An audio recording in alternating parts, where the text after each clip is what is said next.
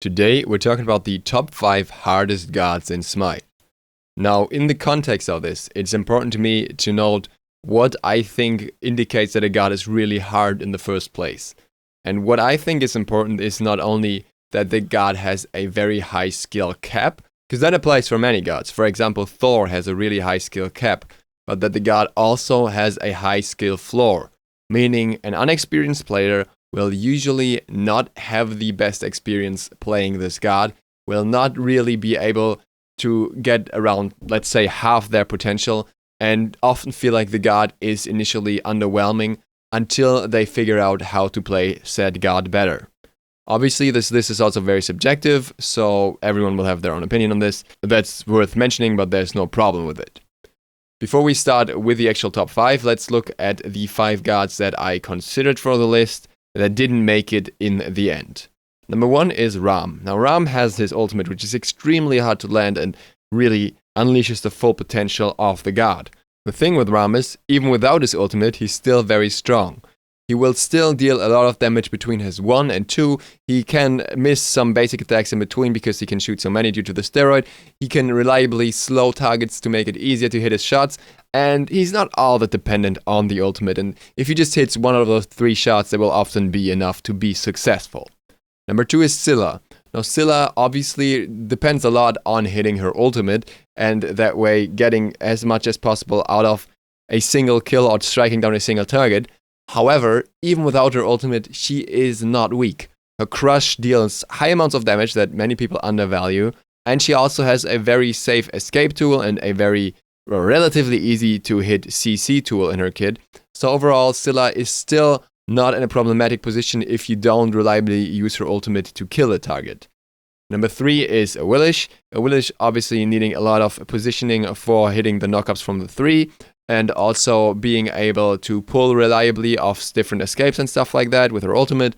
However, Awilish is also one of those gods that can still kind of succeed if you're not able to do that. Just Feather Stab plus Moonlight Charge alone often deals enough damage to kill a target early on, so you don't even need the rest of her kit for that to work.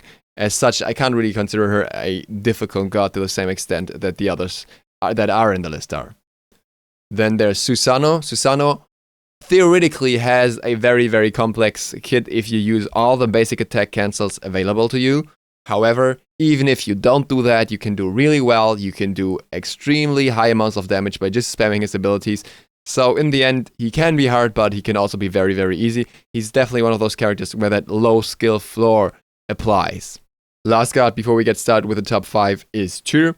Now, Tyr is one of those characters who's generally considered high skill cap. The point with Tyr is that even if you don't know how to play him properly, you will still do decently. You will still be able to survive in many situations. You will still get your damage off. You just can't do those big plays where you misposition an enemy with Fearless in order to allow your team to unleash their combos. But even without that, he still does enough not to be in the top 5 for me.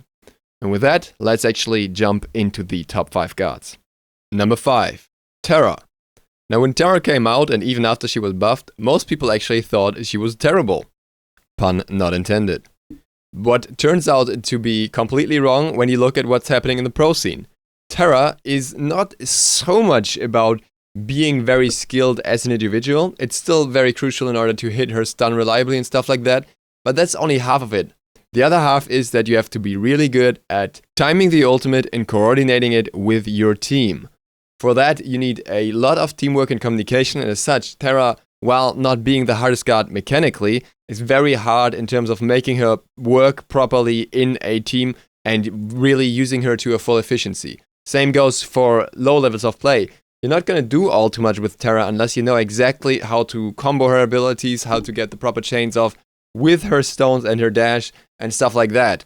Yes, you have that sustain and lane, so you're hardly going to get bullied out, but after that, in order to stay relevant, you have to be really good on this character and have to really be using that kit to its full potential, which will take you quite a while to learn. Number 4, Osiris. Osiris is also one of the gods that not too many people would expect on this list, I would assume. The thing with Osiris is that his kit, while being very simplistic, really requires you to adapt your playstyle. Almost any other god in Smite can 100 to 0 an enemy more or less, or at least poke them down far enough with abilities in order to make them back out. For Osiris, that's not so much the case unless you're terribly ahead. Osiris is effective due to constant poke, chaining his basic attack cancels, chaining his abilities, landing them in succession, and therefore being effective. He also needs to time his 3 right in order to get the most out of it, and really utilize his kit to the fullest in order to really have a potential. On low levels of play, Osiris is basically hardly ever losing lane, but he also doesn't really have much relevance throughout the game. There's no stage where he really becomes a threat to anyone or anything. He's just there and less important than, for example, a low level Bellona would be. With Osiris, the power lies in having that character played to that extent that you know how to be a lane bully, how to be the most effective possible in order to really use the character to his best potential. Number 3, Anhur. Anhur is pretty straightforward. You just need to hit your stuff and you need to hit it well. And as such, there's not much to say about that really. Without hitting his Pillar Impale, Anhur is just half the character that he can be. It's not going to be the same early game bully without it. He's not going to be effective in mid stages of the game, and he's not going to get his combo with the ultimate off. And the Pillar Stun is not something that is that easy to play or learn. It takes practice to be good at that, and Anhur is considered one of the hardest gods by many players, simply because you can play him on a very high level and still counterplay each other, and that's why Anhur 1v1s are also very common among pro players, because it's just a character that is very reliant on skill and outplaying the enemy and aiming your abilities properly. Same goes for number 2, Naja. Naja, on one hand, needs to be really good at aiming his abilities. All of his abilities, except for his 2, are line abilities that depend on you really predicting where the enemy will go, and as such getting the abilities off. You also need to be wary of your surroundings in order to especially get your ring toss off properly and bounce it between targets as best as possible. But also, because you don't have an escape like other assassins have, you only have your ultimate to escape, and often you're not going to want to use that as an escape tool. As such, you really need to be aware of positioning at all times. This also counts for when you're using your ultimate, where you're using it from. It's best to use the ultimate at max range, and that allows you to go back to your initial position, but that is very, very hard to pull off, and it really takes a fair amount of practice to get there. You also need to be able to keep up the passive nowadays, which takes quite a bit of practice, as you need to go from fight to fight, basically. If you're not doing that with Naja, if you're not landing your abilities, then he loses almost all of his potential and becomes one of the weakest assassins in the game. And that brings us down to number 1. The hardest god in Smite, in my opinion, has been for a long time and still is Ullr.